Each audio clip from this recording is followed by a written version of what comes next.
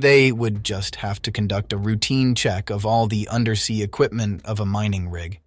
And as they descended into the darkness of the sea, none of these 6 men knew that only one of them would see the light of day again. The men who died were highly trained and knew what they were doing, and at first glance it doesn't seem like there were any major security risks. So, what really happened? How did such a disaster even occur? This is the disheartening story of the Byford Dolphin disaster. The Byford Dolphin was a prominent fixture in the offshore oil and gas industry during the 1970s and early 1980s. It was built in 1974 at the Aker Engineering Shipyard in Oslo, Norway. It was owned and operated by Dolphin Drilling Limited, which was a subsidiary of the Fred Tatt Olsen Energy Group. This machine was classified as a semi-submersible drilling rig. Basically, what that means is that it had special columns known as pontoons that could partially be submerged in water to provide stability during drilling operations. The Byford Dolphin, to put it bluntly, was quite a big deal during its time. It is described as a state-of-the-art drilling rig that was specially designed for deep-sea exploration and production. It spanned a length of approximately 104 meters or 341 feet, a width of 68 meters or 223 feet, and a height of 37 meters or 121 feet. As a drilling rig, Byford Dolphin was equipped with advanced drilling equipment and originally met strict levels of certification under Norwegian law, though in later years banned from Norwegian waters. Byford Dolphin was able to maneuver with its own engines, which meant it could counter drift and ocean currents. However, it still needed special tugboats for long-distance relocation. It became popular for its capabilities and was well suited for offshore drilling operations. But obviously, all of this equipment needed frequent maintenance, which is where deep-sea divers come into play. Saturation divers are professional deep-sea divers who descend to depths of 500 feet, 152 meters, or more to service equipment on offshore oil rigs and undersea pipelines.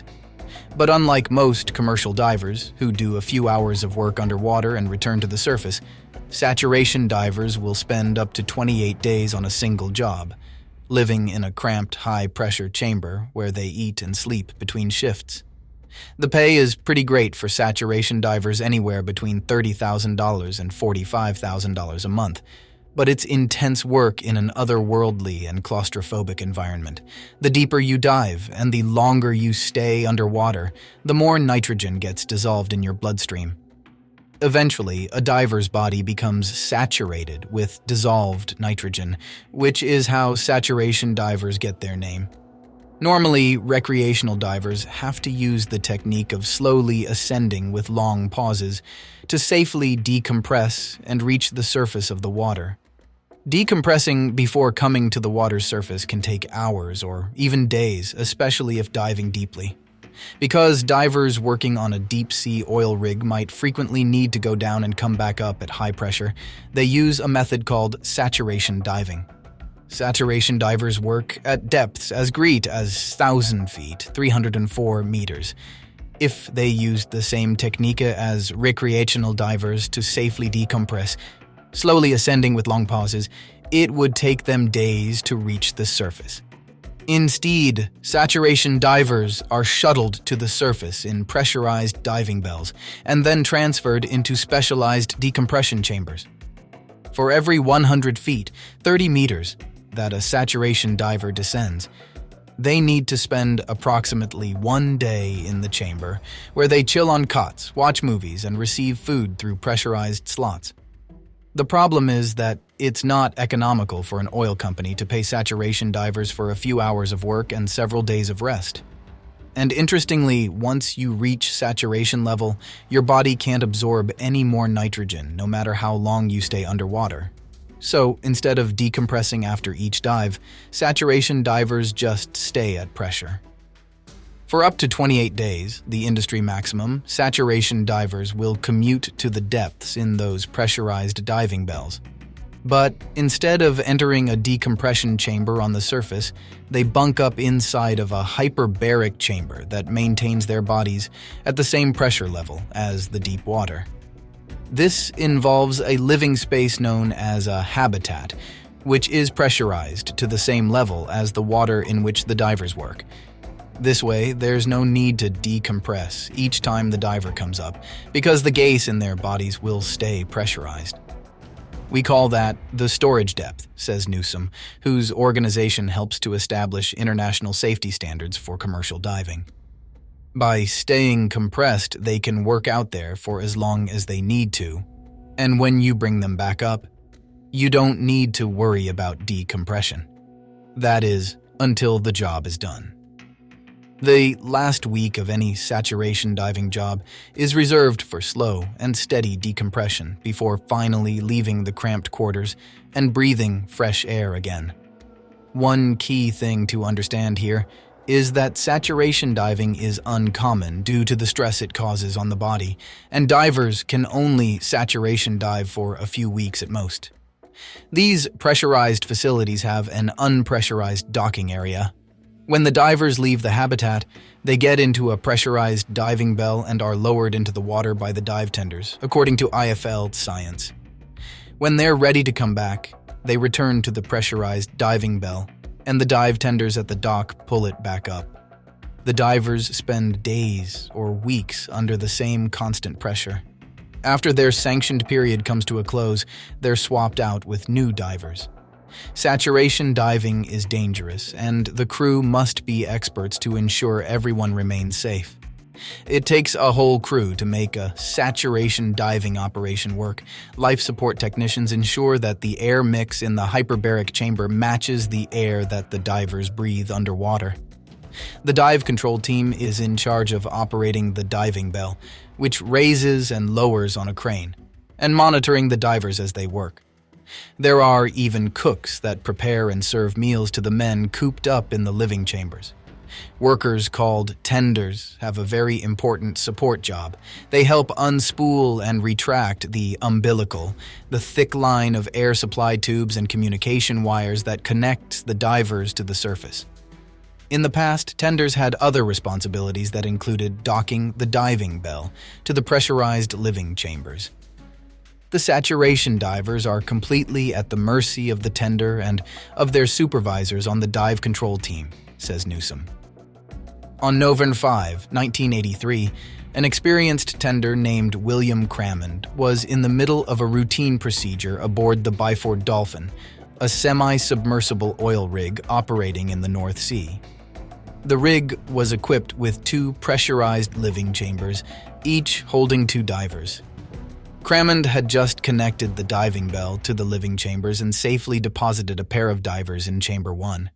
The other 2 divers were already resting in Chamber 2. That's when things went horribly wrong. Under normal circumstances, the diving bell wouldn't be detached from the living chambers until the chamber doors were safely sealed shut. However, the diving bell detached before the chamber doors were closed, creating what's known as an explosive decompression. It's a death sentence, says Newsom. You won't survive. The air pressure inside the Byford Dolphin living chambers instantly went from 9 atmospheres, the pressure experienced while hundreds of feet below the water, to 1 atmosphere, the normal air pressure at the surface. The explosive rush of air out of the chamber sent the heavy diving bell flying, killing Crammond, and critically injuring his fellow tender, Martin Saunders. The fate of the 4 saturation divers inside was far worse. According to autopsy reports, 3 of the men inside the chamber, Edwin Arthur Coward, Roy P. Lucas, and Björn Giver Bergerson, were essentially boiled from the inside when the nitrogen in their blood violently erupted into gas bubbles. They died instantly. The 4th diver, Truls Hellevik, suffered the grisliest death. Hellevik was standing in front of the partially opened door to the living chamber when the pressure was released. His body was sucked out through an opening so narrow that it tore him open and ejected his internal organs onto the deck. Just imagine that one entire crew of men wiped out in a matter of minutes. The aftermath. Starting in the 1960s, when oil was discovered off the coast of Norway, there was an oil boom in the North Sea. Safety wasn't always the top priority.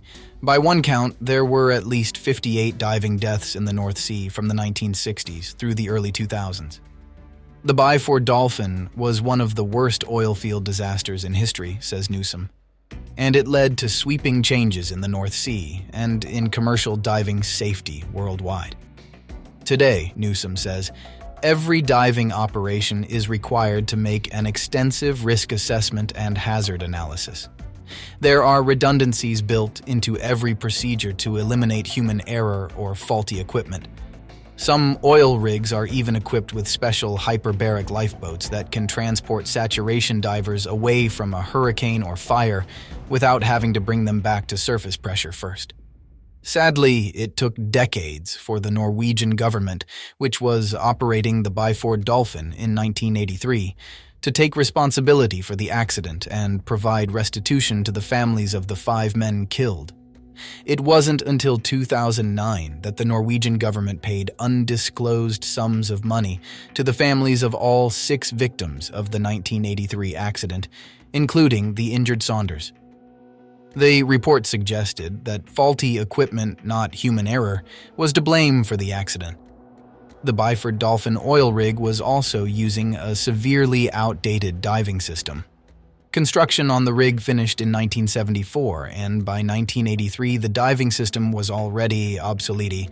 Still, the company continued using this older system. Newer regulations might have prevented the disaster if they had been followed. The incident also led to the formation of the North Sea Divers Alliance, a lobbying group advocating for safer conditions for divers working in the North Sea. The Byford Dolphin oil rig kept running after the tragedy, but due to its owner's financial struggles, it shut down in 2016, finally ending a dark chapter. Edwin Arthur Coward, Roy P. Lucas, Bjorn Giver Bergersen, Truls Hellevik, William Crammond. These were the 5 men who had been employed to conduct a routine check of all undersea equipment of the mining rig Byford Dolphin. This meant that they would have to live underwater for close to a month, away from friends, family, and really any sense of normal life. Little sunlight would come their way, and nights would find themselves stuck in the middle of a murky sea. It isn't a leap to assume that all of them would have been looking forward to looking at the sun again. But as the sun rose on November 5, 1983, it seemed as though none of them will see the sun again. The Byford Dolphin disaster of 1983 remains a haunting reminder of the risks associated with deep-sea drilling operations. It was a catastrophic event caused by a combination of human error, miscommunication, and equipment design flaws. The lives lost in this tragic incident prompted significant changes in the offshore drilling industry. Enhanced safety measures, equipment redesign, and regulatory reforms have since become integral components of deep-sea drilling operations. While the industry has made substantial progress in improving safety, the Byford Dolphin disaster serves as a solemn reminder that vigilance and continuous improvement are essential to prevent future tragedies in the challenging and high-stakes world of offshore drilling. If you liked the video, then do consider dropping a like and subscribing. It is only due to your continuous support that content creators like me can keep making the videos they love. Moreover, if you like videos on topics like these and hope that awareness about disasters like this can help us be more vigilant in the future, then be sure to hit that notification bell so you can be notified whenever I drop a new video. And as always, thanks for watching. I look forward to seeing you in the next one.